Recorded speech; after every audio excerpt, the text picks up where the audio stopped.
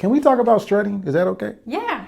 There's a whole lot of misconceptions about strutting and The most common question people ask is, what's the difference between strutting and boogaloo? in the beginning, nothing. Strutting was simply the name of Boogaloo that became popular in San Francisco. So first of all, let's get this straight. Strutting is Boogaloo, and Boogaloo was everything. Yeah. Because it's a different word, when people first heard about it, what they latched onto was the stuff that looked different from what they had already seen in Boogaloo and popping. People just think about the routines and the Fillmore step arm angle type stuff. What they don't realize is that strutters did all the same stuff that Boogaloos did in poppers, right? But really strutting, again, is this version of Boogaloo. It's not just this. Most people have heard of Granny and Robotroids, Inc. The Robotroids were originally a Boogaloo group from West Oakland. That is the Robotroids. Granny was not with them in the beginning. They went to San Francisco to perform, and she was older than them by about 10 years. And so she saw them and was like, man, these kids are talented. I think I can take them to the next level. And so she approached them, asked to manage them. They agreed. She rebranded them as Granny and Robotroids, Inc. So when they were practicing their routines, their Boogaloo routines, Granny would say, I want you to strut your stuff, which we know is a slang term, which means to do it with swag,